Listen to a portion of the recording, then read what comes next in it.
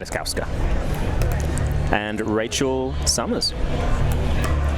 Followed by that, we will have Ben Newell and Hunter Johnson taking on Pablo Tellez and Christian Alshon. This is for a spot in a final, so it means a lot to these players, doesn't it? A lot of pressure on both teams. If they do not win this match, they're obviously going to have to go home. And I think most of them will want to get to this championship round on Sunday. Most of them? Yeah. You think there's some that aren't? That's a good point, right? So we'll see what happens. I think, you know, whichever team can settle in early is definitely going to be a key factor. We always know that the women's matchup a lot of times dictates what happens for the rest of the time. And I'm sure they're probably telling both of their women's teams, start out fast, start out hot, play loose, and we can take it, you know, from there. Yeah, I think the feeling out process is something whereby you're looking to figure out where you need to return to, where you want to hit your third shots, if you should be driving the thirds or dropping the third balls. When you are up the kitchen line, who are you going to focus on? Those kinds of questions, if you can answer those in the first 3 or 4 points, you've got a really good chance for success. Good point. You typically don't want the filling out process to end when you're down 8-1, right, or 10-2. Yeah. You want to do that as soon as possible. Take a few risks. Try to implant your strategy on the other team. So, Summers and Radzikowska. I apologize, mispronounced her name early on. It's one of the trickier ones. We did talk about it. We'll get some practice here, though. We right? will. Of course, sitting alongside me is none other than Brandon Insingpong. Happy to be here alongside greatness, one of the absolute top voices in all of pickleball, Morgan Evans. And I will say, you're a top 5 Australian pickleball player that I've ever met. Well, that's just fantastic. And, you know, I just love a backhanded compliment as much as the next guy. So you're on thin ice, my man. No, I'm joking. It's been an absolute pleasure. We will have, obviously, this match will take us through. The following will begin at 5 p.m. Standard Time, Mountain Time. I always get mixed up going from California to Arizona, but at the moment, it's a 1 hour time difference. The last matchup will be the Frisco Clean Cause versus the Florida Smash. It's going to be exciting. That'll be a great matchup. So it'll be Trifunovic and Buckner serving to begin with.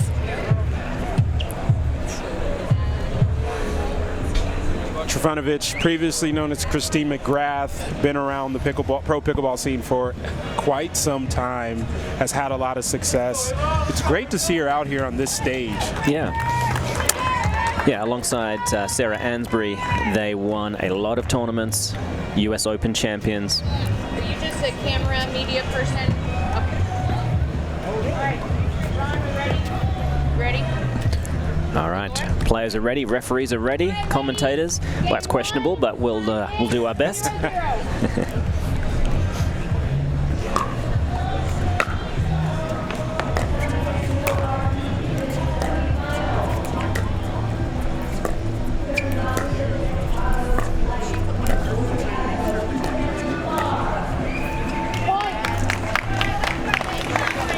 Early error there by Summers.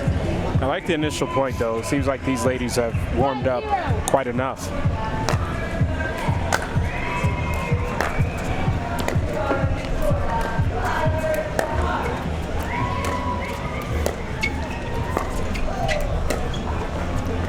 That ball looked wide, but Trifunovic, I'm not sure if she's called it. No. She did the right thing by playing that ball, just forgot to actually call it out. That would be the first play.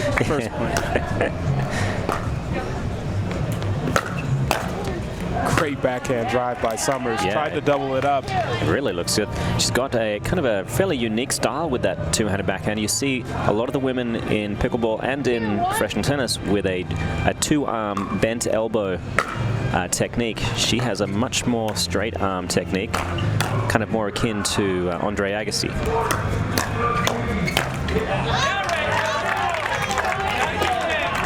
They come on top of that hands battle there.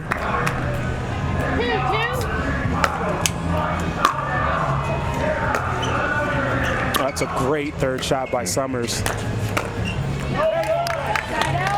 Yeah, I would love to see Radzikowska starting to cover a little bit more middle and put that extra pressure on Trifunovic. 3-2. Great play by Buckner there.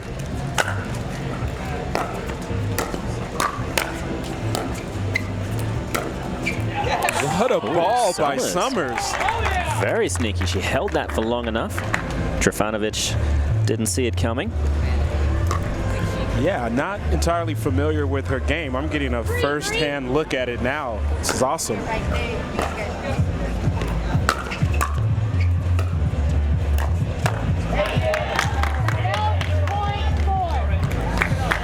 That dropped just a little bit high. Radzikowska was not able to reset that back in the kitchen. 4-3.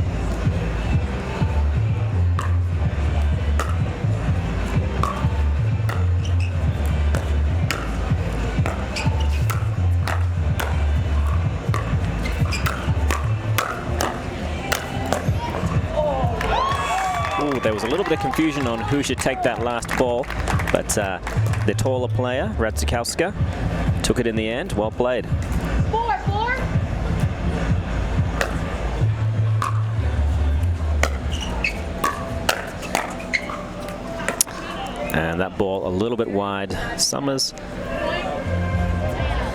she had a good look at it. We had a good look at it. We've got a good vantage point. Yeah, it looked just a few inches wide there. Yeah. Buckner not happy with the call.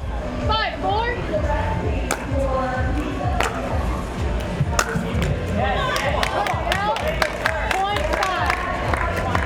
Well, that's the tricky part of rally scoring. When you miss that drive, typically you're like, well, you know, didn't lose any points, not a problem.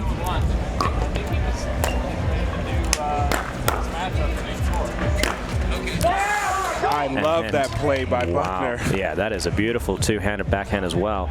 Great power, great accuracy, catching Summers on the way through. She held it to the last point and forced Summers to make just a slight movement left, which gave her an opportunity to jam her up.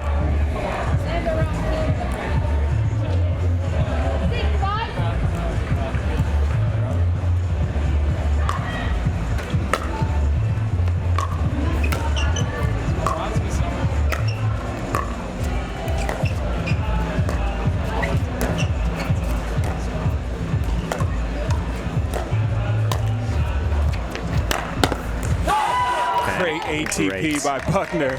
Yeah, she held it long enough. The net really helped her there. But great patience. Underrated we all know skill that is really one of the keys to ATPs.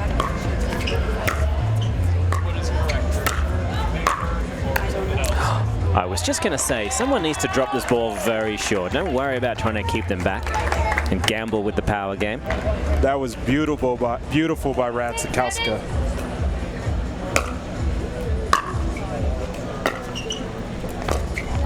Another great third by Summers. Scrambled well. Good slice overhead by Trifunovic.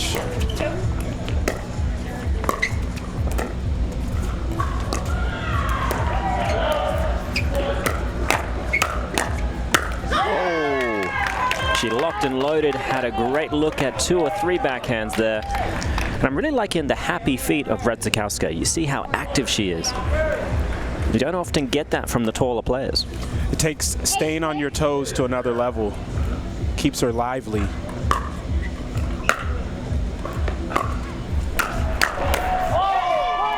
Buckner swooping in, huge forehand, cramps up Radzikowska. From what we've seen so far, Buckner bringing the power and being very active on that left side. It's working out well. Oh. Yeah, she got out of the way of that ball so quickly, gave herself plenty of room to create leverage with that big two-handed backhand. 7-9.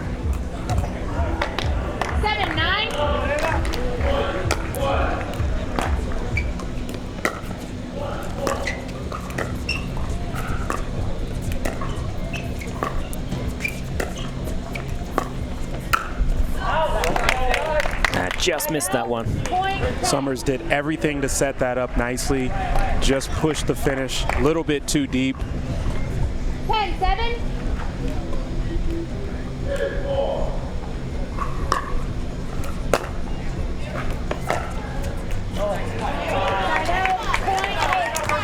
Well, it was there. Certainly looked like it was a doable shot, inches away. Whether it's a drive into the net, third shot drop into the net, it all costs you a point here, rally scoring. Another great drop by Summers.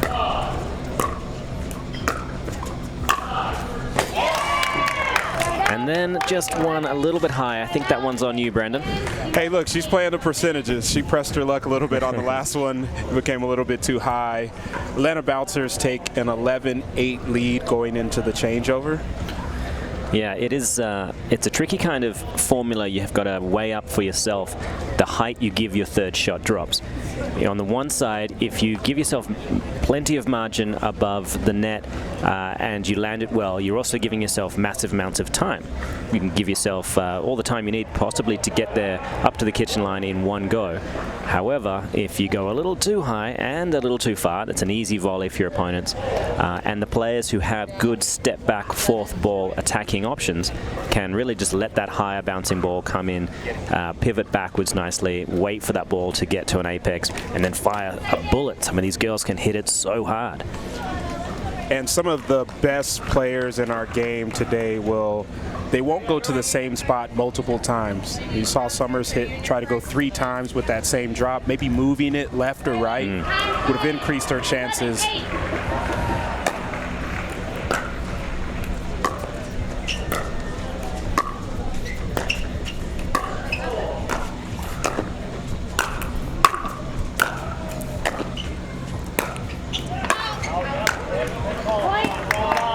Ball called wide, so they get an extra point after the switch. It always fills a team with a lot of extra security if you can get that first point when you've changed ends, because you're never quite sure if there was a side advantage that was helping you get that switch.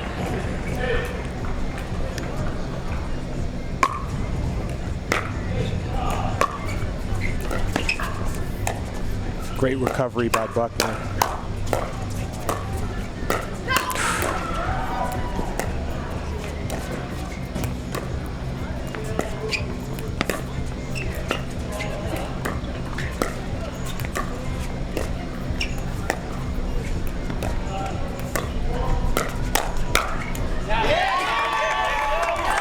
Aggressive from Buckner, and the Summers two-handed backhand is more than up to the task. Summers threw out a small bait ball there. Buckner decided to hit it, and it played right into Summers' hands.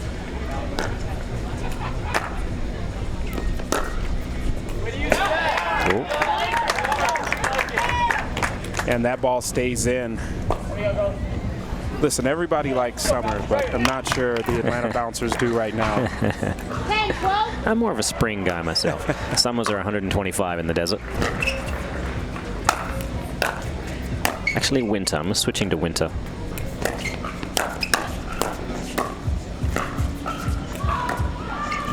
Great ball by Buckner. Well, Summers is getting away with it, but she's hit the same attack through the middle on 3 occasions now, and she was lucky that Trifunovic and Buckner had a little bit of confusion over the counterpunch. Got to be careful with those bait balls. So for the listeners at home, explain what you mean by a bait ball? Absolutely. So a bait ball would be you putting a ball that's a little bit higher than normal, wanting your opponent to attack that so that you can counter.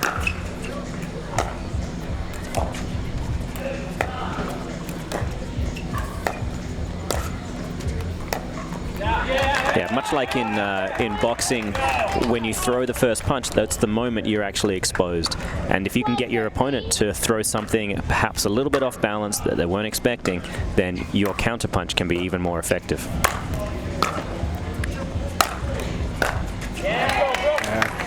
Great offense there by Atlanta Bouncers, and yeah, let's add in and talk about when's the best time to have a bait ball. If your opponent's in the transition area and you're at the kitchen line, it's going to be harder for them to get the correct amount of power on that ball. Yeah, I've always been a fan of giving it to the backhand side, hoping that they launch an attack with their backhand, not often as powerful as the forehand. What a shot by Summers. That's adorable. She sets it up as if she's going to put this ball away, and she does, just differently. 13, 14. Yeah, I think the Flying Frenchman would be proud. Jay de Villiers.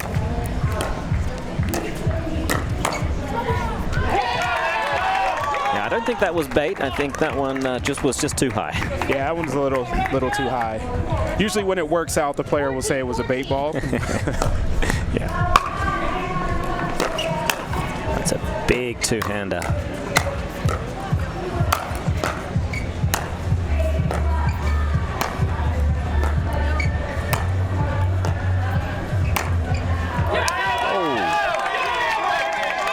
I think going and exploring the width of the court on one of those occasions would have really helped out. She went down the middle time and time again. Good time for the Atlanta Bouncers to regroup here, as that was a point that they feel, they had leverage the entire time. They wanted to win it.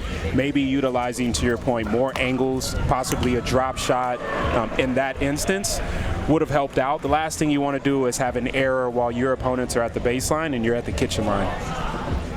Yeah, one of the battles in pickleball is figuring out what your opponents like least, and hoping that your skill set is able to pick on that. It's not always easy.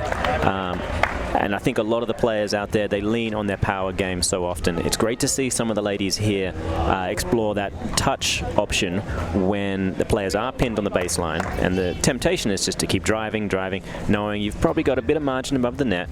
But the defense of these ladies is so good that they're often finding a way up. One of those little short drop volleys really comes in handy. We've seen Summers do it well. It's all about keeping your opponent off balance. 15, 14.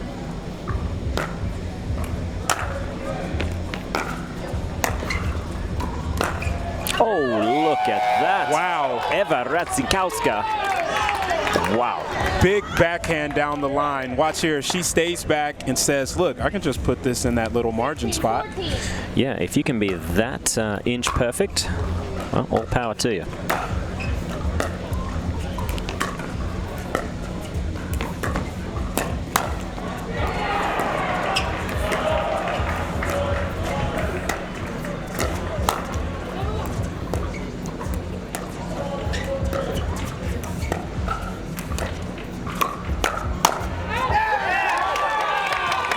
Just overhit that one. Unfortunately, Buckner, great rally. I have to say, I am thoroughly impressed with the IQ of Summers to let that ball go, to use a one-hand backhand and a two-hand backhand respectively. Awesome stuff. Oh, tough reset. Yeah, she had a chance. Yeah, Trifunovic did a good job of getting that one down. 15, 17.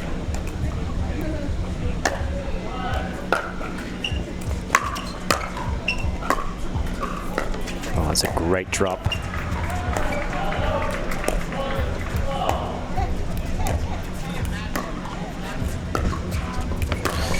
That ball, well, it was a very late and subdued out call. I know. She called it out after you had already hit it. That's a late out call, and I won't honor it. Okay, yeah. The out call is not going to be honored. Trifunovic had played the ball and then sort of muttered the words out, potentially. It was more of a hopeful. It's the second time we've seen that with Trifunovic on a late out call.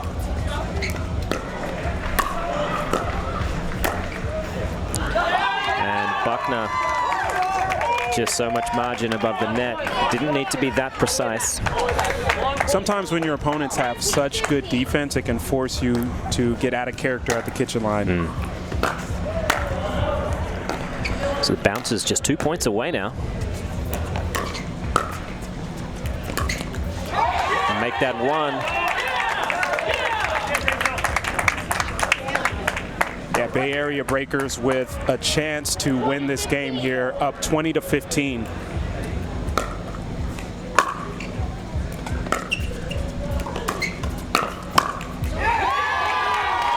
they do it.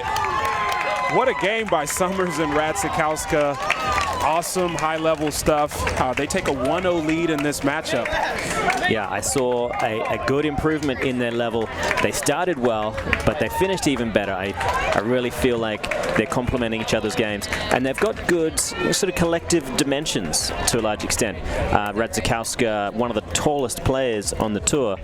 Summers, shorter, but very, very active out there, and really did a great job of resetting when she needed to and using a full array of shots. Some creative options there that always worked out for her.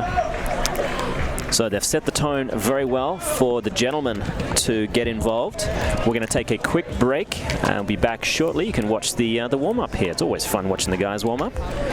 Morgan Evans alongside Brandon Insekpong. We'll be back in just a few minutes.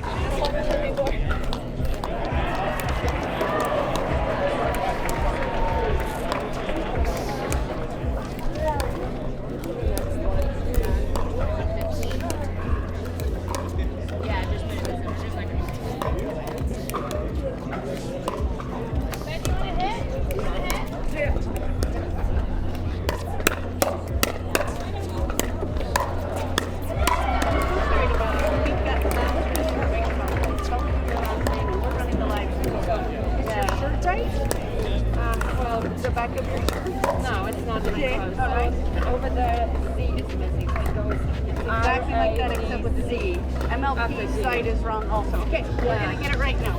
Awesome, thank you. I appreciate it. Got it. You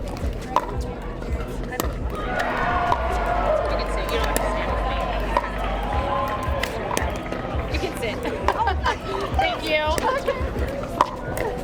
As long as you've got your scoreboard, then you can just chill.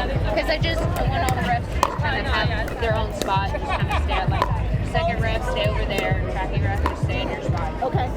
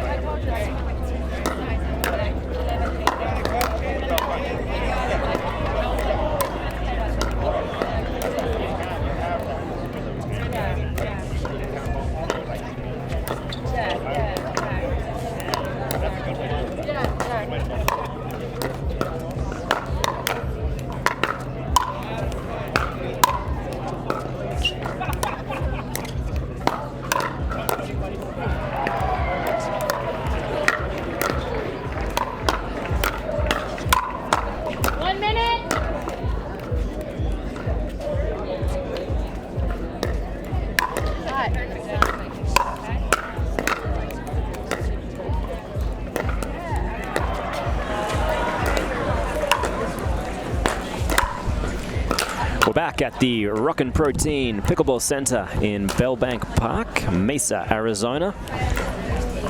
This is the second match. The gentlemen are about to strut their stuff. It'll be Christian Alshon and Pablo Tellez versus Ben Newell and Hunter Johnson. We're going to see some heat in this matchup. Typically on female matchups, you'll see a lot of heavy hitting from the transition area. You're not going to see a ton of dinks the way the game is going. But in this men's matchup, you've got four very good singles players, and they are not afraid to speed up balls in the transition area, move, position themselves in the best place to get an advantage on their opponent. Yeah, I think Christian Alshon will like his chances when it comes to driving thirds, serving big. He has got an incredible singles game. a stern look, I'll be honest, very stern. He is the self-proclaimed king of the tweeners, and we were trying to get an over and under on when the first tweener will come out earlier on, and I think we settled on about 6 points. Yeah, an over under on the amount of tweeners in this game. I'm going to say 2. You taking that? Well, no, as in how many points will go before he does it. Well, that was quite good, wasn't it? Good start to this game. But 2, yeah, I think 2. That sounds about right. It was a great slide left by Alshon after that speed up by Newell.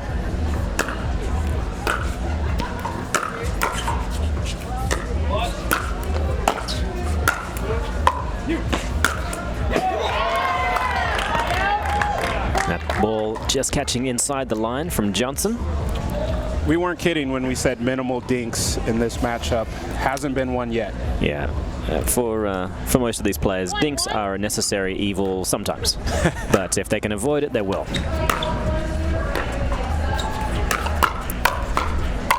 Well, they almost had to hit one, and then luckily someone made a bad decision pretty quickly, and it became a classic firefight. 2-1.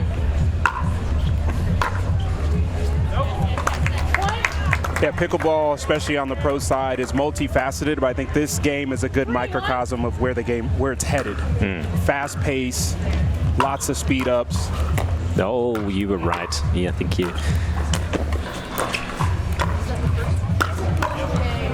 Look at the hands of Tellez. Yeah, we should have been gambling on how many dink rallies we'll actually have. We've already got one tweener. 2-3.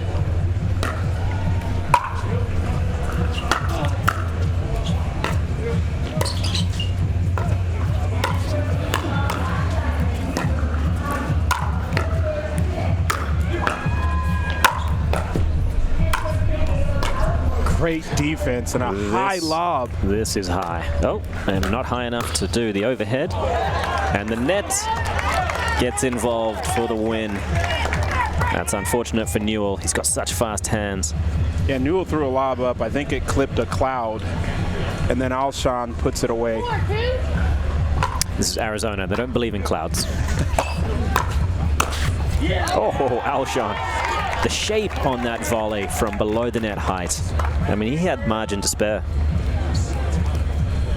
It will be interesting to see which team pivots from their strategy of hit everything you see.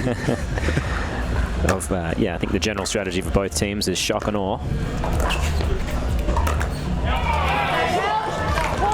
Alshon with an opportunity for a dink, elects not to, right on cue. They're still up 5-3.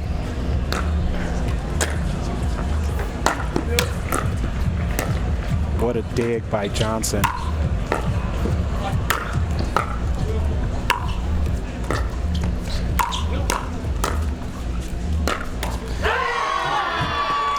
Another prime opportunity to drop a ball gently, and was passed up nicely.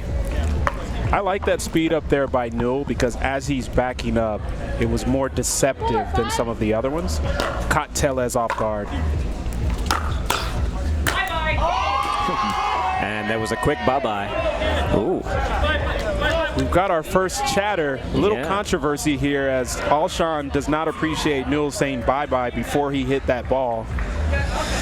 Yeah, that's fair. I see that. I think the point was a foregone conclusion regardless, but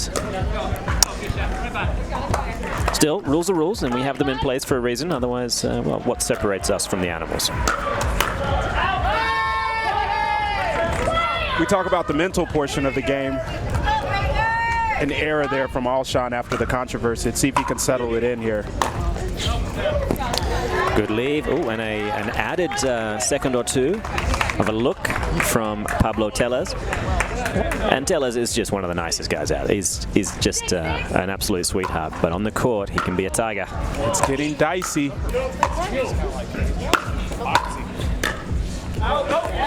Just missed that one wide. Hunter Johnson. He is, of course, the brother of Yates Johnson. 7-6. 2 straight errors there by Johnson as Alshon stares him down. Yeah.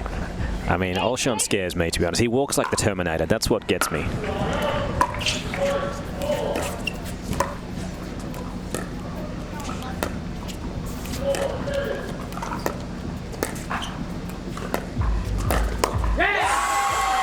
Johnson flicking that backhand.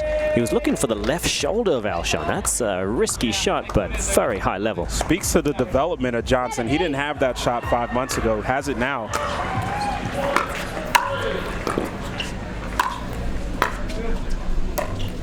Oh, Tellez tried to be cute. Kind of tough when you haven't really dinked or dropped, in this entire game. Newell with an awesome reset from the baseline. Yeah, a lot of people don't know Tellez is in fact Enrique Iglesias. And he likes to play to that. Johnson with his first third shot drive, a little bit low there. 9-8.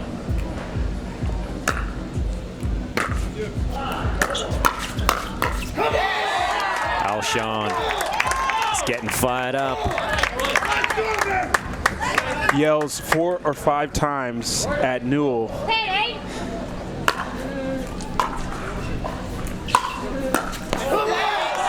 That's a great looking drive from Tellez. Alshon and Tellez collectively just have so much shape on the ball. They are comfortable ripping it from low positions, knowing that the kind of top spin they're able to get on there is more than enough to give them a little bit of margin above the net. Very impressive work. Listen, no team likes another team to force them to change their strategy. There's a bit of pride involved there, right? You come in with what you think is going to help you win the game.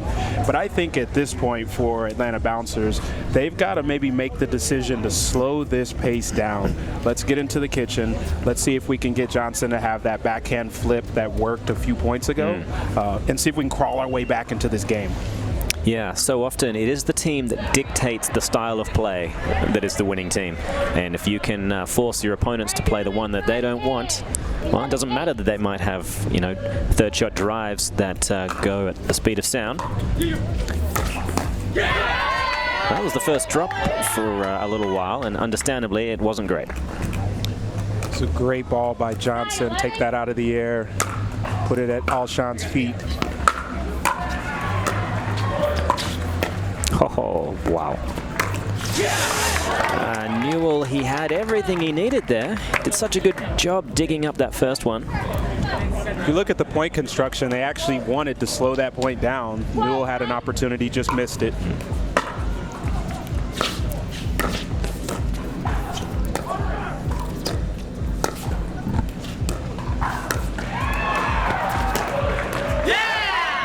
Right on cue. It looks like during that changeover for the Atlanta Bouncers, their team communicated, hey, let's slow this thing down, and they're starting to do that here. Let's see if it continues to work.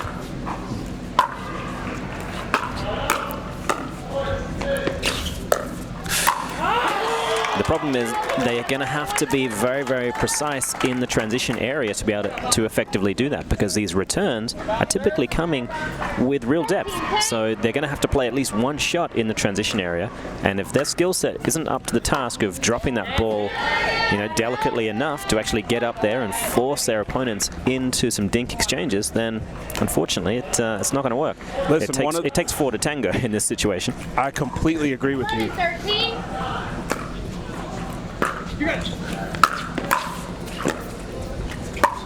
Oh, he's missed it. And there was an all day from Johnson. Tellez went for the highlight reel. The only thing he missed was hitting that ball in. Arguably the most important thing in the whole process. Yeah, so we talked about it, that land of opportunity, or no man's land, as some people call it. And what's hard is they haven't been dropping all game, and so now trying to switch to that, the margins are very slim. Yeah, no one's kind of in tune with the soft game at the moment, so switching to it now is a tricky thing for both teams. That is a big forehand ricocheting off the net, tagging Alshon. Newell with his second drive that hits the net. He throws his hand up. I think he's just saying hi to Alshon. That's exactly what he's doing. So it's a tied ball game, 14 apiece. Great drive by Newell.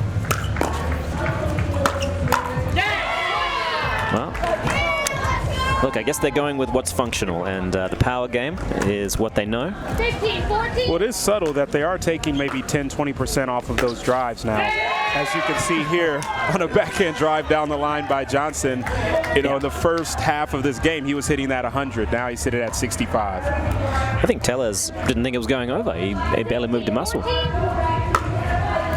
That's pretty hard to do.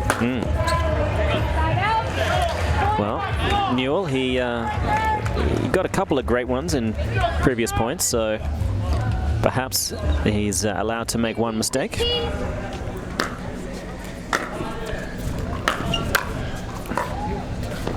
Great reset by Tellez.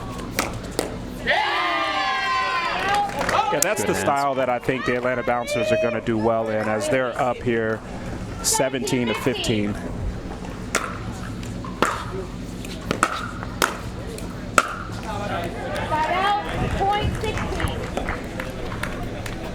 Maybe best for Newell to try to drop that ball in the kitchen. Easier said than done, as Christian Alshon is one of the best at earning that left side. Oh, he's left it, and it stayed in. It had so much height above the net, but again, it speaks to the kind of spin that these players are able to get on the ball, and that wonderful Selkirk paddle that Pablo Tellez is using. Crazy shape. Oh, has he got it? Don't tell me. Oh, so close. What an effort by Newell. Yeah, I think if there's a little more space, he may have slid kind of into home base and had a crack at it. He might need new shoes after that slide. Barely misses it on the left side. As Bay Area breakers, I like the mental aspect where they compose themselves after being down 2 points, and now they take a 1-point lead, which forced the bouncers to take a timeout. It is a high-paced affair here, no doubt about it. And, well, you're just seeing a masterclass in stroke production from the baseline, really. Whether or not the shot selection could be different, regardless how well they can strike the ball and how much margin, again, we talked about it, above the net they're able to now clear and still expect that ball to come in. It's just, it's amazing where the game is at right now. I'm trying to think of what it's going to be like in a few years. I think for the Atlanta Bouncers, they've got to make a decision. Are we going to commit to playing a softer game, or are we going to stay with our hard-hitting style? For the Bay Area breakers, they're not changing. They're going out swinging. 18, 17.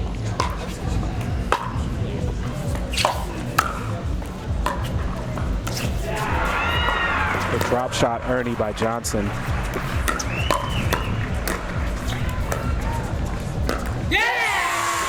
Alshon overly aggressive on that short one. I think if Johnson and Newell can just keep some of the balls down the middle when they do have to cool it off, as opposed to flirt with too much of the sidelines and risk the Ernie, that'll work well.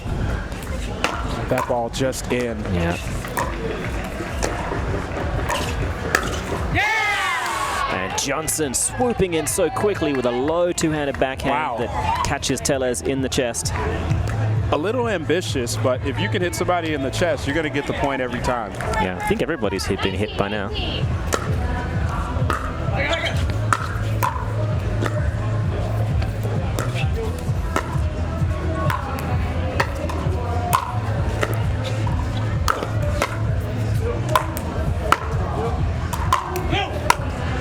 Great defense.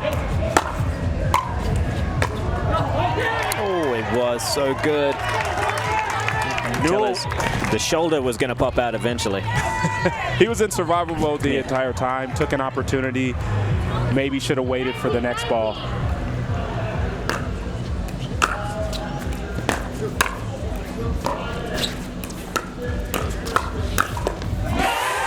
Alshon committed to the Ernie, and they just need one more point. The double Ernie by Christian Alshon. They take a 20-19 lead.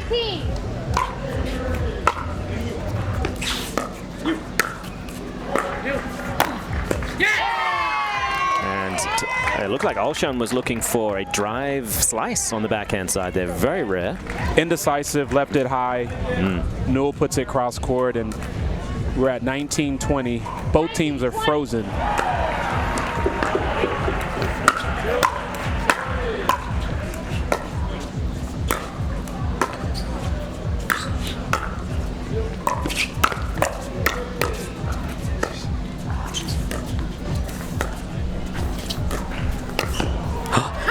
Wow. What a ball by Johnson. Unbelievable stuff. It's just occurred to me, this is a Challenger Series event. These are high-level pickleball players right now, as Johnson could have done multiple things with that ball, slices it cross court, and Alshon could not catch up to it, which is saying something. Yeah, it really is. Amazing.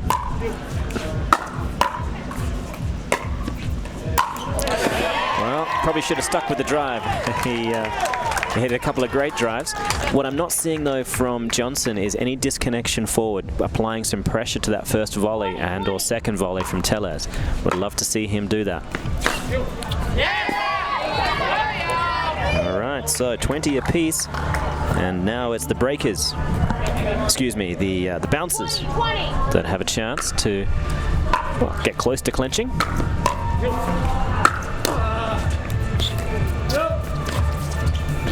Great dink by Tellez. Newell getting across the body of the cross-court player. And it was subtle, but Johnson did what you said. Newell was at the baseline. Johnson created pressure up at the transition area. This is for the match.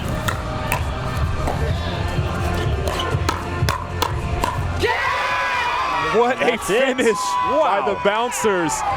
As Johnson reset a ball here where Newell didn't even turn around. You talk about trust in your partner. Yeah, I thought there was no way that ball was coming back. No one predicted it. But we go into the mixed, one apiece. Incredible stuff. High-paced affair. We'll see what the lineups look like. We'll be right back after just a few minutes. We'll let them gather. We need to gather ourselves. That the heart is pounding over here. We'll be right back in just a few moments, guys.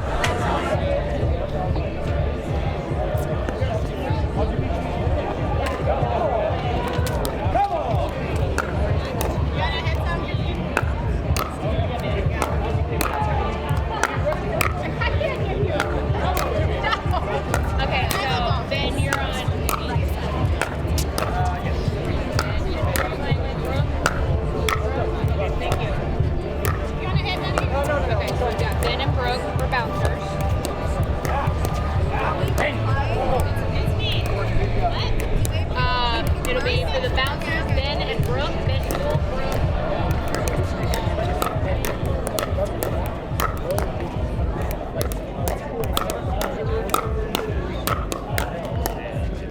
I'm good with anyone anyway. I don't care.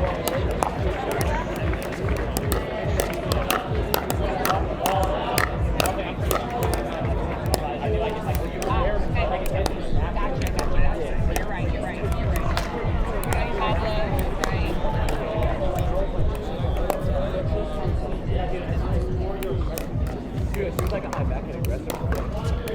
All right, couple minutes, ladies and gents. Got it?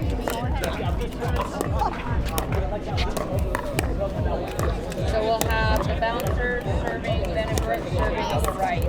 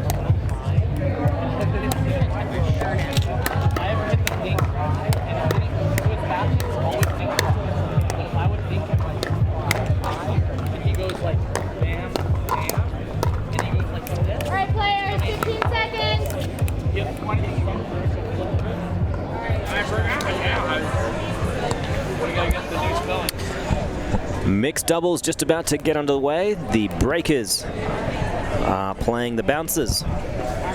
And the first matchup here is going to be Brooke Buckner and Ben Newell versus Pablo Tellez and Eva Radzikowska.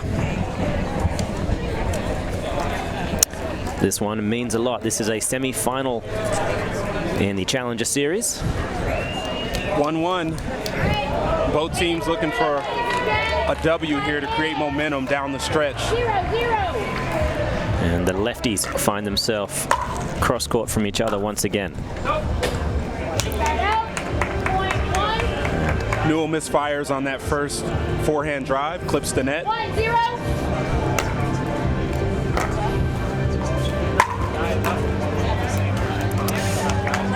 And a rip from well behind the baseline from Tellez. 2-0. Had enough spin on it to catch Newell.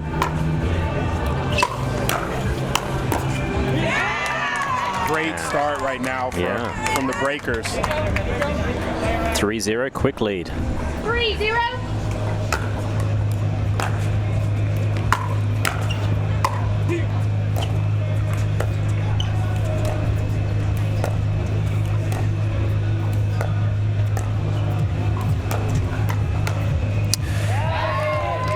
Ball catching the net, giving Newell a little bit of time to deal with it. Does well. Great job staying composed, as those can be difficult once a ball hits the net. 1-3.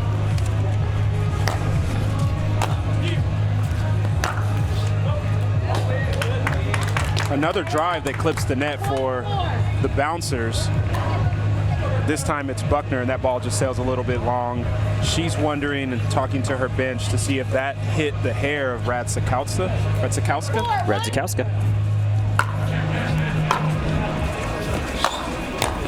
Another great drive by Tellez.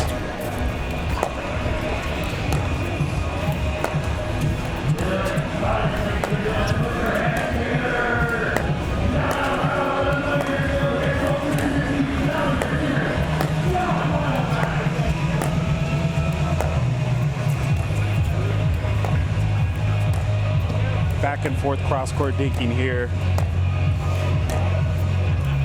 Both men looking for an opportunity. Tellez sees one, flips the ball in on the baseline with enough topspin. Yeah, and that was a tough one to reach into. That was all the way over there. Not an easy ball. Tellez making it look easy. Might make me purchase that 002 paddle from Selkirk. You might as well. Hey, wow. just get two or three, just in case.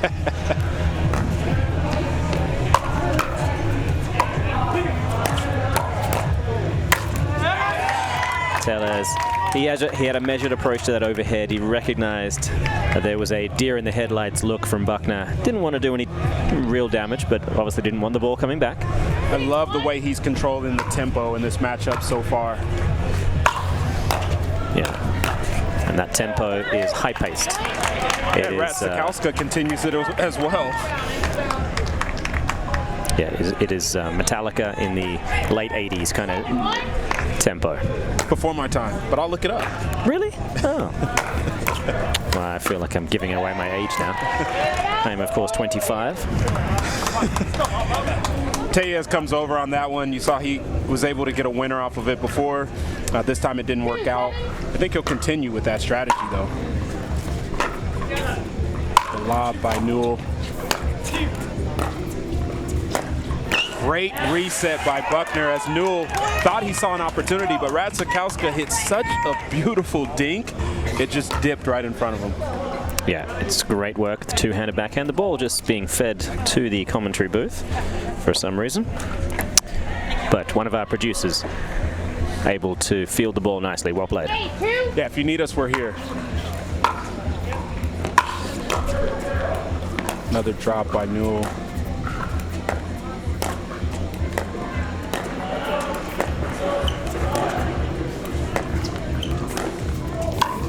Oh, he had another look just like that previous one. Radzikowska's doing a great job in these cross-court exchanges. I don't think Tellez needs to get too far involved or worried that she can't handle it. Buckner's doing a good job of leaning in there, taking a lot of balls out of the air. Reminds me a little bit of Sarah Ansbury, actually. She does a great job of holding more middle central ground and really stealing some time by taking those balls out of the air.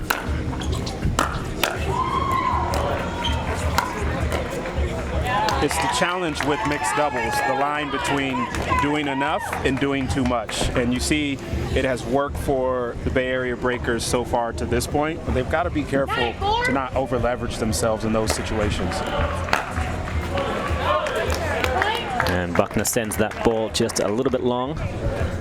So 10-4, healthy lead. Big serve from Tellez. I love that play from Radzikowska. She hasn't gone down the line the entire game. She's been solid going cross court. I don't even believe she's missed a dink. This time she took an opportunity to go at Newell, and it paid off. Yeah, she's playing lights out right now. And it's just so good to see some of these newer players coming to the main stage like Major League Pickleball and really performing well. She almost sprinted to the sideline after that. You think she's ready to go for this changeover? I think she might be ready. What adjustments do you think Newell and Buckner should make as they're down 7 here to get back in this game? Well, look, I do think it might be time for them to drop 1 or 2 thirds. You know, something. Newell has a choice, and he loves to lean on his power. But at the moment, the volleys from the other team are up to the task. They're being able to apply enough pressure, and they're getting the ball back time and time again. And Tellez, his third shot drives at the moment are doing enough damage, and they're giving themselves options up at the kitchen line.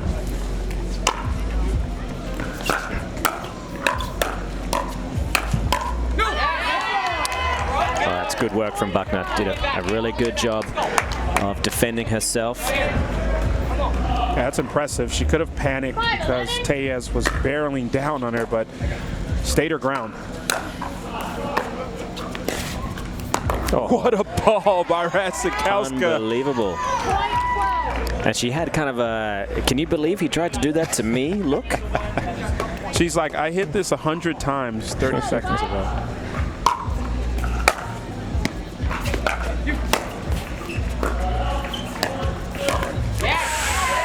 Well, I like the move.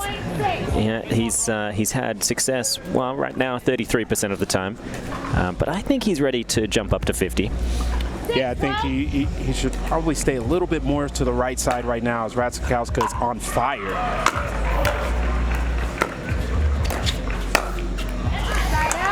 That was a different ball. I don't think anyone expected it to be popped up at that kind of height. Yeah, it speaks to keeping your opponents off balance. Buckner hasn't seen that ball from Radzikowska this entire time.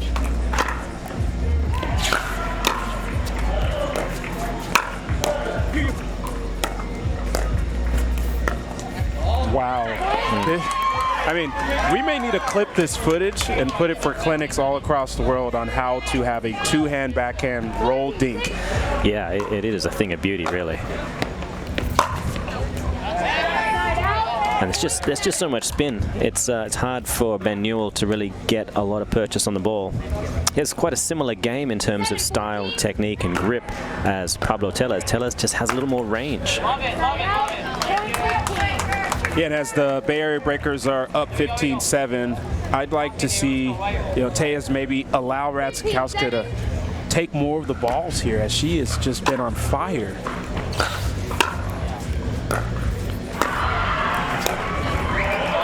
Ooh, just missed. The bench assures her that was actually long.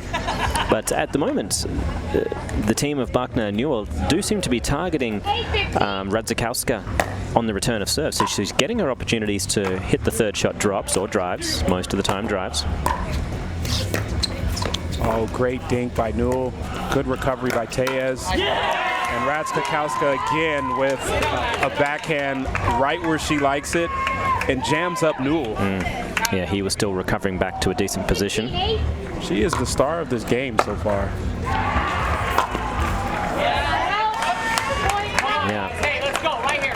We have obviously had a side switch from Newell and Buckner.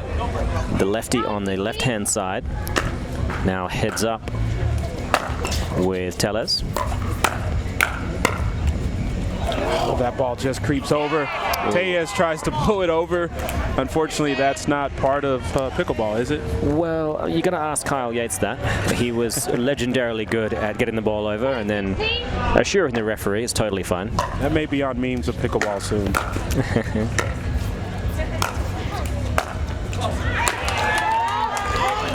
Just off the back foot. Tough to drop those ones sometimes. The challenge in rally scoring here is Buckner and Newell are trying to make their way back. You've got to play clean pickleball. If not, you're giving your opponent more points. Yeah, and at the moment, high risk is what they know. And when it works, it's great. But it does kind of rely on your opponents having some real weaknesses in those reflex volleys, those first punch volleys. And Tellez and Radzikowska.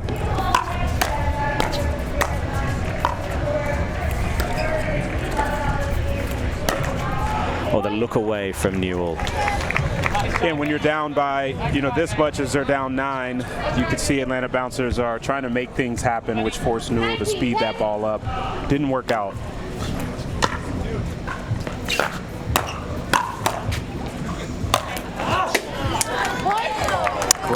Great work from Tellez again, putting his hand in there.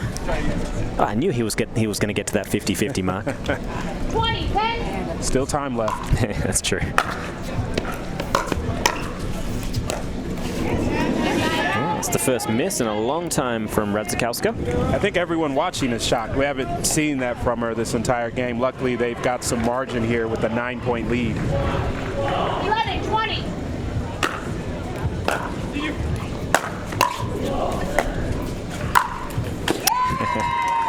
Radzikowska just kind of moved her head out of the way there. Yeah, she hung in there long enough, and then Tellez said, I think I know what to do with this one. Yeah, he gets a lot of power from a short distance, so no real danger. So we've got a necessary timeout here from the Bouncers. Morgan, at what point, as they're down 9, do they start thinking about, we just got to create some momentum for the next game, knowing that this game is looking a little bit tough for us to come out on top? Yeah, at the moment, you want to have that it's never over till it's over attitude. And I think you need to prove to your opponents that no matter what it takes, they're going to need to play one more ball again and again and again, because these teams are going to be together for a while. This is the first leg of the season, and I think you want to make sure that if you do meet them in the future, that they remember it was tough. It was tough, and I think there's a mental win there just for staying solid and strong. Oh, he got over the 50% mark. Great finish by Tellez as he dialed it back a little bit to finish that point. Radzikowska set it up nicely. Bay Area Breakers take a 2-1 lead. It's a great point that you made, Morgan, that this is the first iteration of this season's from MLP. And so these teams have to look at the longevity portion of it, right? And so how does this play out next month, 2 events later, to build team chemistry? Exactly right. We're going to have Alshon and Summers now up against Trifunovic and Johnson. We will take just a quick break here in the commentary booth as the players warm up. Please do not go anywhere. Enjoy the show.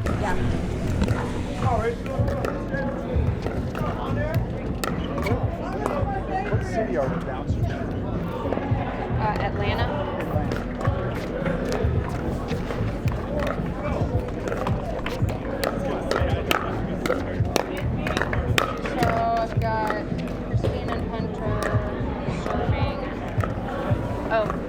The Bouncers, Christine and Hunter.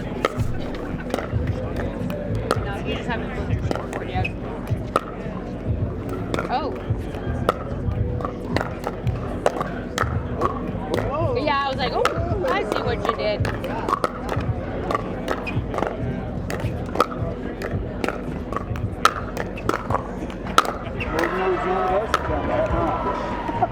Took us a whole season to figure it out.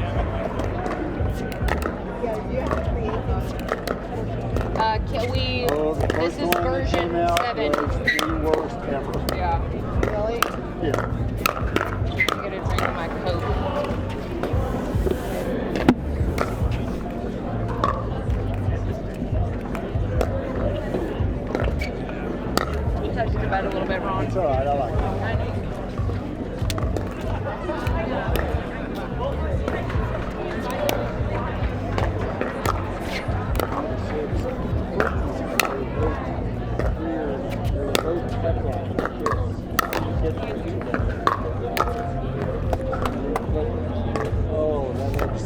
takes. Hey. What? Oh, yeah. 1 minute. Well, it's been nice, Laura. I gotta go.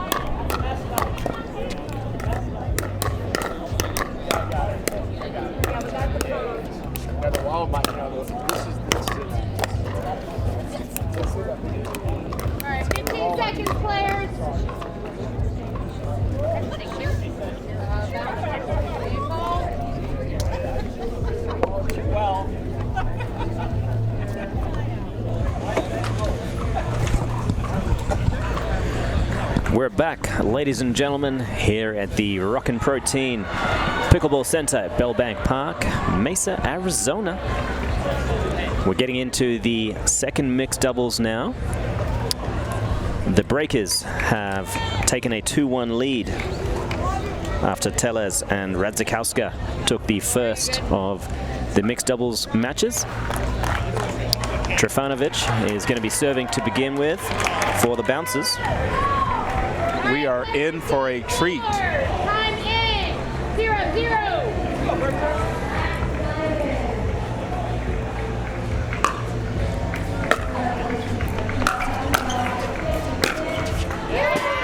Oh. Johnson with, it's a great combo from the baseline, as that first one he sped up probably was out, so Summers thought the next one would be too. He took some pace off, landed 3 feet in. Yeah, good adjustment. Oh, look What at that. a ball He by went Johnson. side saddle. Let's take a look at that one again. This is, believe it or not, much tougher than the tweener.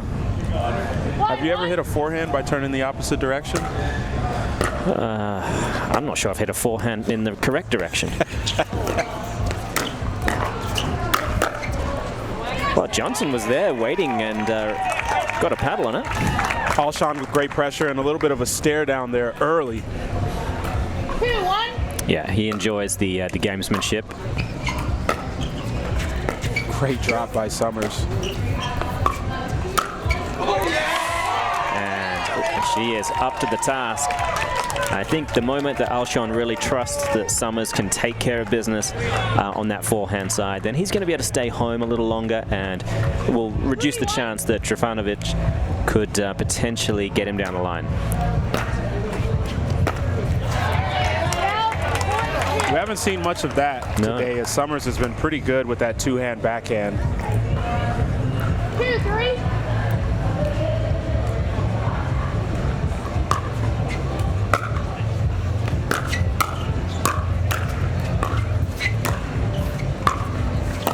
Wow. Great ball by Trifunovic to... Yeah. She caused Alshon to overstretch here on this last ball. Yeah, that's the one. He's off balance, overreaching, and burnt down the line. 3-3. That ball was just a little wide. That's the most aggressive serve we've seen of the day. Yeah, don't normally see players go for that ace down the line. Yeah, especially Johnson with went for it. rally scoring. Yeah. 4-3. Someone probably should explain the math.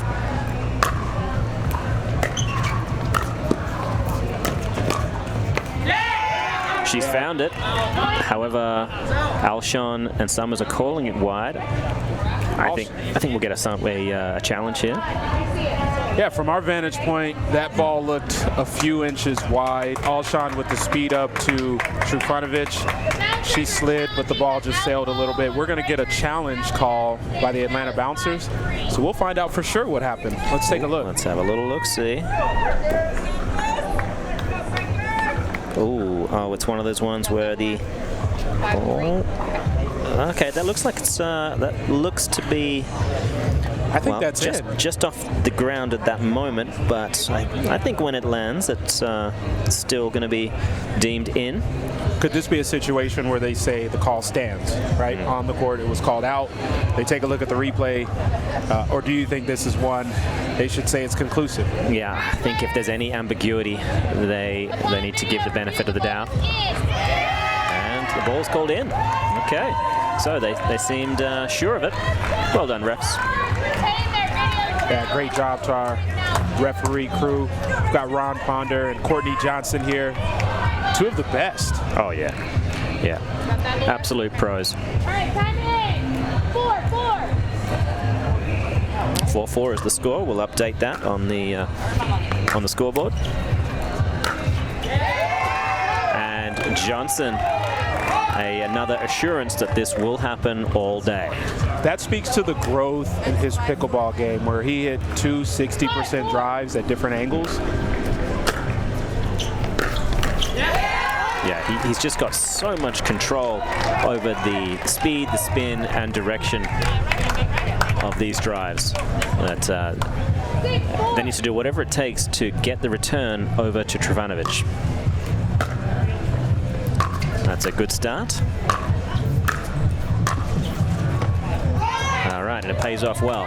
So I think that's going to be the key to victory for the Bay Area Breakers. Yeah, Johnson isn't a player that typically poaches as much to intercept the ball. He likes to stay at the baseline unless he's the one that creates. Such a good drop. What ATP defense by Johnson. It was a wonderful ATP. That would have been enough for me to say highlight real stuff, but wow. Johnson up to the task. 7-5. Good lead from Alshon, spreading his wings to assure the out call. 6-7.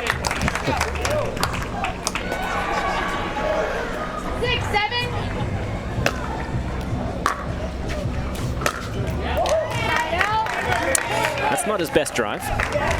Those ones you can't afford, especially driving to Trifunovic, where at least he feels he can get the 5th shot. You want to give yourself more margin on that type of ball.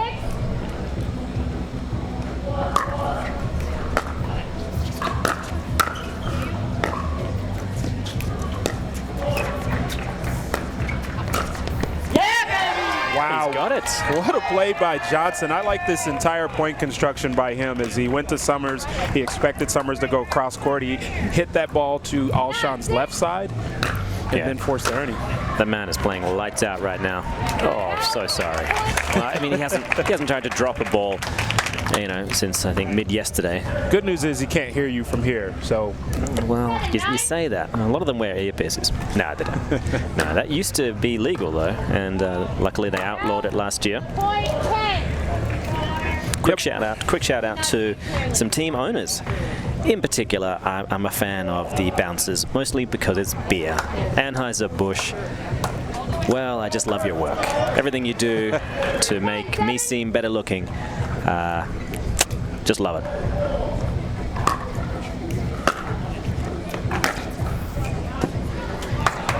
On the flip side, the Bay Area Breakers. Jeremy Lin, Mimi Mercado, David Mercado, Geoff Nguyen, Stacey Nishi, Jeff Nishi, Wayley Louie, and Kathleen Louie, the proud owners of the Bay Area Breakers. Out in California there, as you see Johnson just missed the drive on the point before. Now he misses a short volley. I wonder if he's cooling off a little bit. Maybe. I mean, he had a run that was just on fire.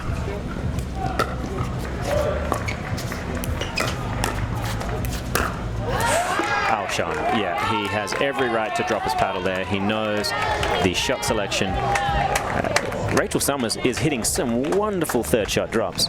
Alshon needs to disconnect much earlier and challenge Trifunovic to try to burn him down the line. I mean, he is incredibly fast. He's got a massive backhand.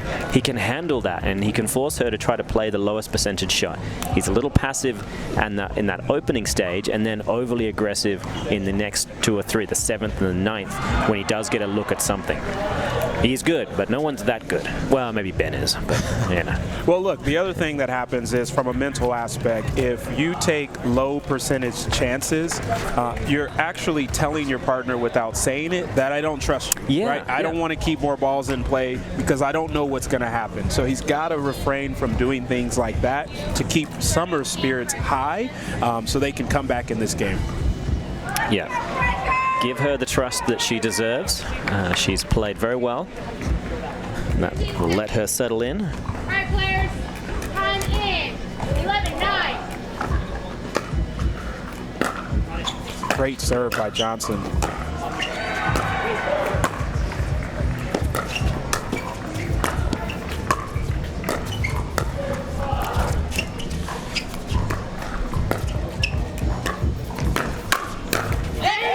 Trifunovic with a big two-handed backhand clamping the middle. Well played. Showing her stuff here. That was a great play by Trifunovic.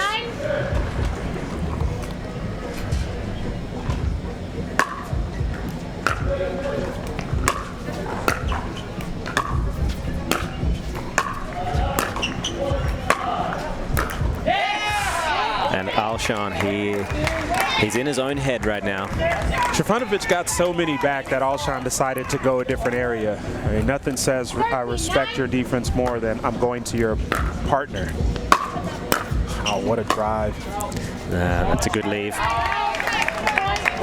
So certainly not over yet, but all the momentum is with the bouncers right now. 10-13.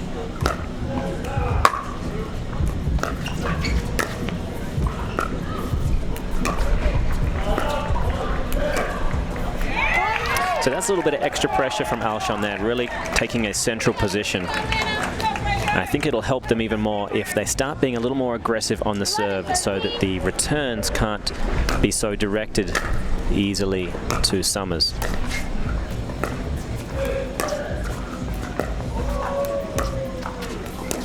Oh, interesting.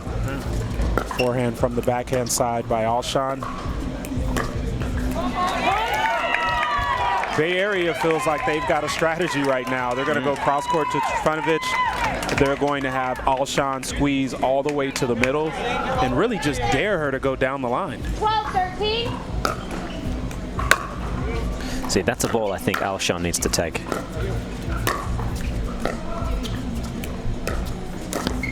That's a great play by Johnson.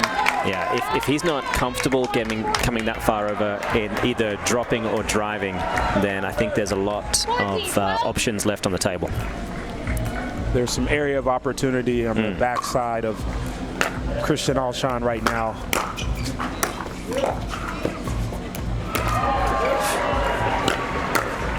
Oh, smooth work from Johnson. Yeah, great play to keep his composure.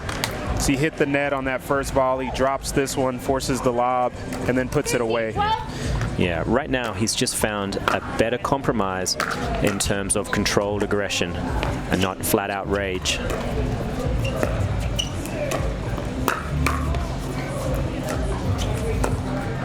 The stronger work from Alshon. Yeah, those were better decisions.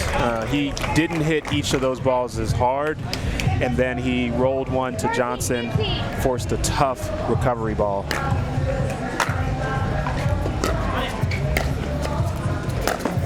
Oh, Summers was there, but the around the post opportunity I don't think quite existed. Yeah, tough to hit that ball as you're running forward and it's running wide.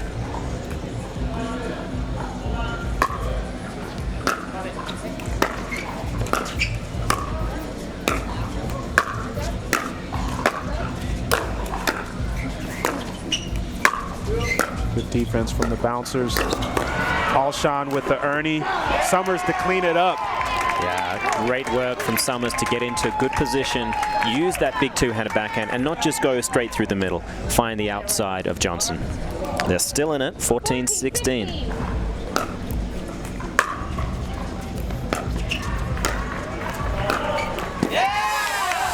He's got to make that. That's the ball we're talking about when we mention, low percentage, high risk shot. I think it'd be Christian Alshon would be better off dropping that ball, keeping the point in play.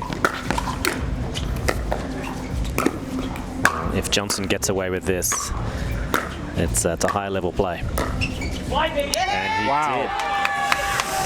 Alshon with the fake paddle break as Johnson is putting a ton of pressure. He cooled off in the middle portion of this game, but he is starting to heat back up and forces a timeout from the Bay Area breakers. Yeah, it's a fantastic level from Johnson and Trifunovic, excuse me. You know, she's done a good job of dropping these third balls when the return does get close to her, and Johnson is getting up there at early positions, and he's not just losing his cool because he has one chance to make the change. And you know, Alshon, he's gotten a little bit better in the last handful of points, but early on we did see him kind of let his enthusiasm get the better of him and try to really take over with one or two big shots. And unfortunately, when your opponents are as good as these two, you don't get away with that. If you're able to cover the court really well, which all of these players on the court, especially Johnson and Alshon, who are namely great at singles, can do, there's no need to rush things when you get up in the transition area and at the kitchen, because you're always in a position where you can recover.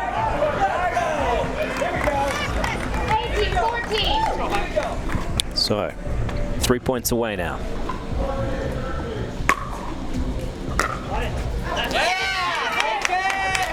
Make that 2. 19-14, the bouncers.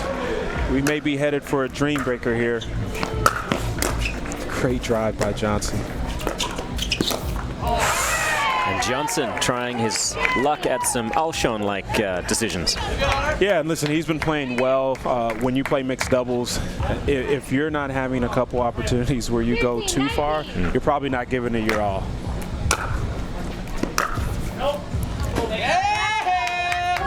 Alshon again attempting to go with that inside-out forehand. And they hadn't frozen yet, so that is a point and a chance to win this game and take it to a Dreambreaker.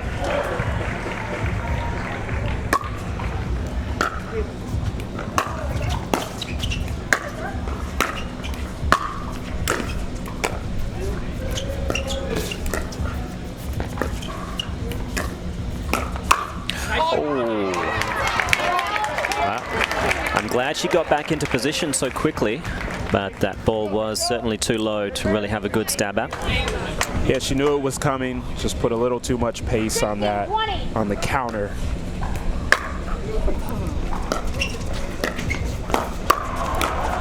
Wow, what a get by Alshon. And Summers with the delicate winner. Johnson let that ball go thinking it would be 2 to 3 inches long. Incorrect with the topspin that she put on that ball. Yeah, she's attempted a few of those kinds of shots. Luckily, she's found her range now.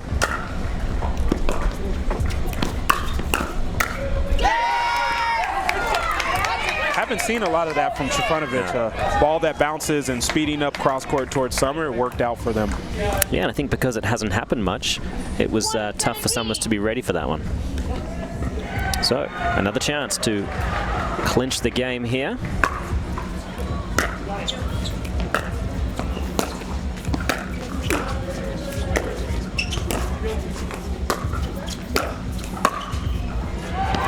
And a good leave. He traverses the kitchen so quickly, much like Johnson himself.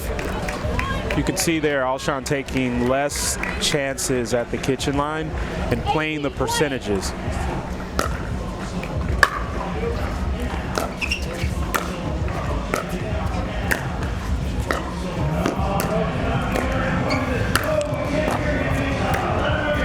Great resets by Summers. Just too much pressure, Johnson. A lot of topspin there. I think there was a ball on that right side that Alshon may have thought was a little bit wide. Had to play it. It ends up in the favor of Atlanta bouncers.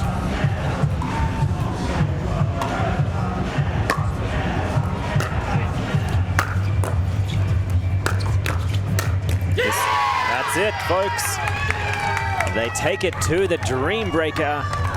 And that's the first one we've had together here. This is exciting. This is the first one. I'm excited for it, and this has been a great battle so far up until this point. Really impressed by the Atlanta Bouncers in that matchup. They needed to win it to keep their team alive. They did. They played sound, consistent pickleball, and they've got an opportunity to make their way into Championship Sunday. Amazing stuff. So we will shut the mics down for just a moment as the players get ready for their singles. They will be choosing their lineup, and it was going to be exciting. I'm on the edge of my seat. I may even stand up for this, folks. I'll be back shortly. Don't go away. That back end to win it. That's so good. All right. I'll be right back. Yeah, you're good.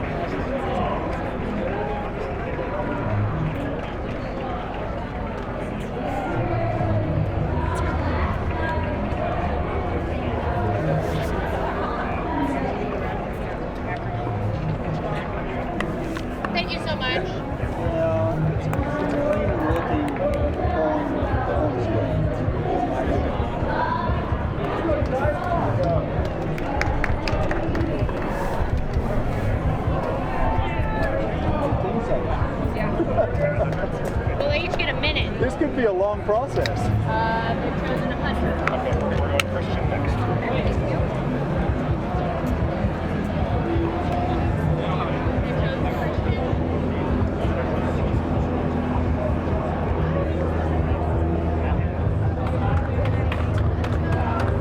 They chose Ben. Okay, and now we're going.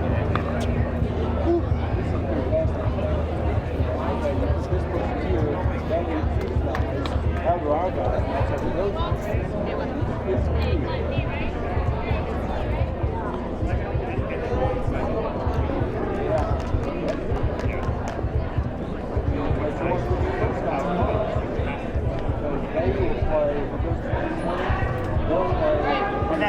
That does it, right? Yes, yeah, that's it. That's it. Thank you. All right, 1 minute. Sorry, we're in the last. Okay, so I've got Pablo, Christian, Rachel.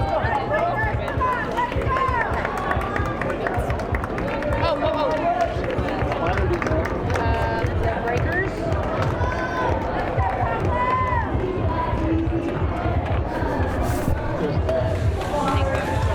Thanks so much. Finally, a Dreambreaker for myself and my co-pilot here, Brandon in Sekpong. We've got Hunter Johnson taking on Pablo Tellez. Let's see whose dreams will be broken, right? You never know. I think next year they could call it Heartbreak. Ooh, the Heartbreak crowd. A lot of advertisement things you got to change, sure. right? Signage, marketing, costly. For sure. But if you have one that's close to Valentine's Day, or how about this? If a girl beats a guy on the final point, it goes instant heartbreaker. Interesting. Johnson versus Tellez to start this off. Johnson, one of the top singles players in the country, scrapes the ground and says, all right, I'm ready to go. 1-0.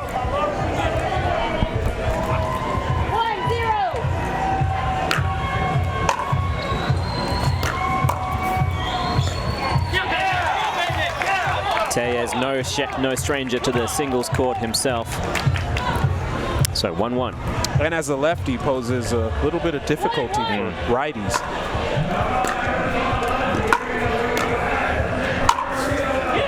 Whoa! Oh. What a ball by Pablo Tellez. That was unbelievable. On the run, back foot, drifting off the court, thread the needle, and there's no replay. Okay, we will have a word to production about that. Wow, no replay needed because he does it again. This time stays in his same position, in and out forehand. Johnson thought it was out. That ball stays in. It's that 0-0-2 paddle. Very well could be. So 3-1 to the breakers. Alshon dropping. He dropped the third, even though Newell didn't come in. I think he was surprised that there was no follow-up.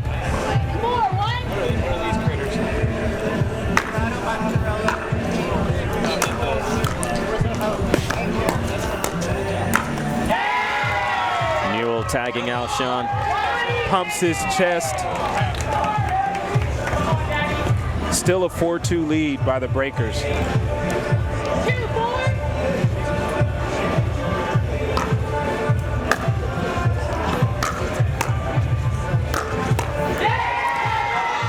Great rep. He held it long enough. I was convinced he was going to go down the line. I think Alshon thought perhaps as well. That ball had a lot of bite to it.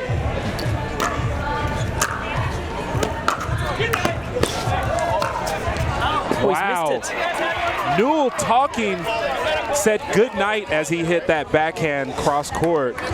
Alshon was there to recover, and then Newell misses the next ball. The breakers are not happy about this right now, communicating with Courtney Johnson, our referee.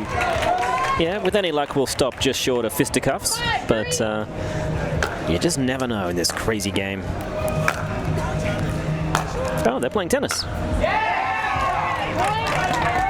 Yeah, you see a lot of female pro singles players electing not to come up to the net.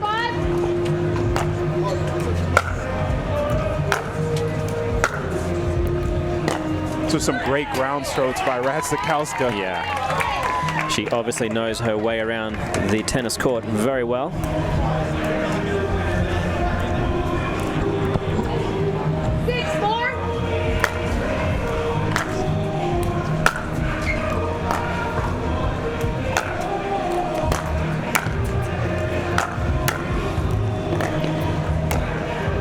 Oh, Buckner on the run.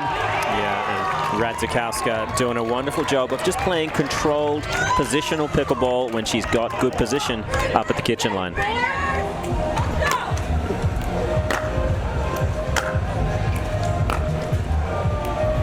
Buckner again elects to stay back. Radzikowska makes it to the net. Now controlling the point, keeping Buckner on the run. Yeah, she's just moving her around beautifully. Fantastic work from Eva Radzikowska.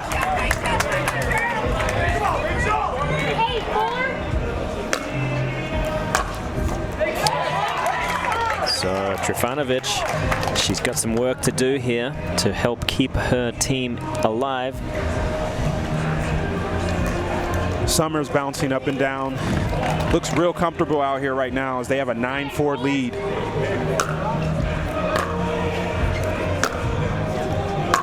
Both players staying back again. I think Trifunovic is going to have to change things up a little bit, possibly chip and charge, come in and force Summers to play a more tricky shot, and she does. Oh, missed an opportunity there for Trifunovic. It did hit the net, but I think she had an opportunity to at least make that ball playable and force Summers to come up. 100%. It's a routine ball, so they'll swap sides, but 11-4 already the margin. And after that little drama or debacle with Newell talking during the point, the bouncers have not won a point since. Bay Area Breakers have went on a nice run here. See if the bouncers can recover.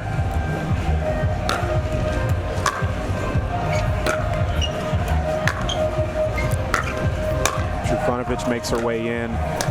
What a ball by Summers. Yeah, that's hero work right there. She's got the speed to get around that ball and draw it back cross court. And I think Trifunovic really thought it was either going to be middle or potentially line. And the crowd is chanting Pablo.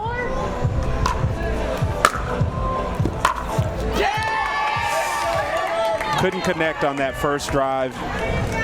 Kept it really close to the net there. So Johnson with some work to do. Great return from Pablo Tellez.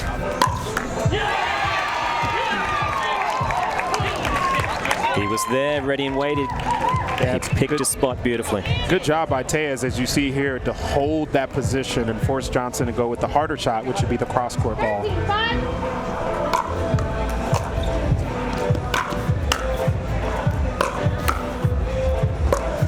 No. What a shot by Tellez! Who is this man? The crowd goes wild on that point. Take a look at this. Johnson with a great drop shot and Tellez backhand. A dink winner? I mean, it was so low. It was so low to the ground. We call that a 2-for-1. Tellez hit such a good shot on the play before, and Johnson missing this return. Bay Area Breakers up 15-5 as Christian Alshon comes up against Ben Newell. Yeah, a little bit of pressure alleviated from Alshon. And it was due. It was unnecessary, certainly. I think he planned to hit that before he showed up today.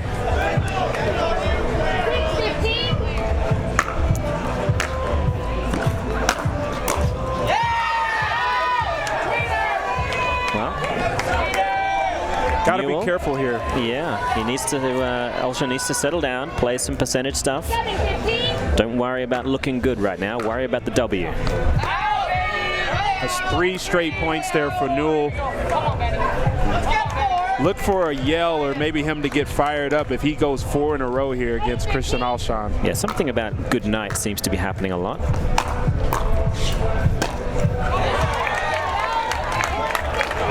Okay, so a good innings from the bouncers. Certainly not out of the woods though. Radzikowska really had her way with it in the first time these two met. Wow, I like that play by Buckner. It's a subtle change. Last time these two met, Buckner was staying at the baseline. This time she's making her way up to the kitchen. Yeah, look, it's important to give your opponent small targets whenever you really can. That would be a good one to come in on. Yeah, electing to stay back on this point. It works out, but not a fan of that strategy after the previous point. She got easily by making her way in.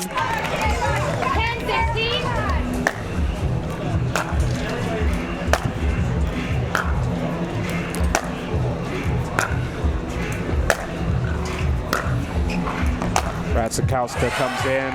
Yeah, she found the opportunity first. I think Buckner missed 1 or 2 chances to potentially drive down the line and then move in on the ball. 17-10. So they'll split 2 apiece there.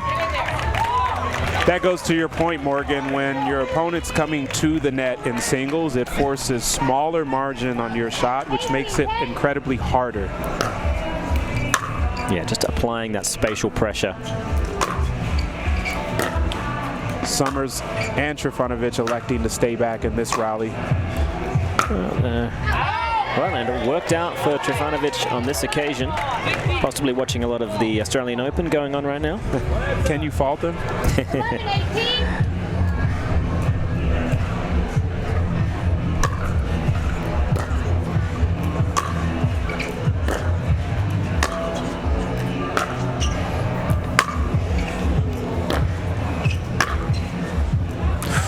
Just missed it.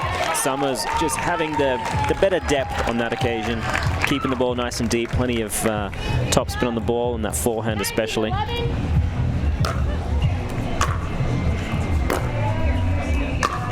And that ball will float wide. 1 point is the margin. Sorry, 1 point away from victory. 20-11.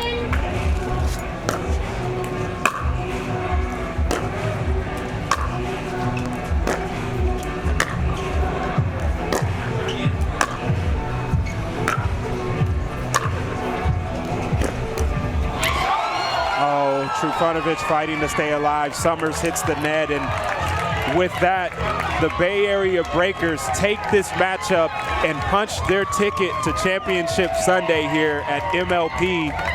Great effort from both teams, Morgan. Yeah, it really was a hard-fought battle, ups and downs. You see everyone, they're still friends no matter what happens on the court. A couple of calls here and there. The spirit of the game lives on throughout. Fantastic. So we will be seeing them on Sunday. For now, we will take a quick break.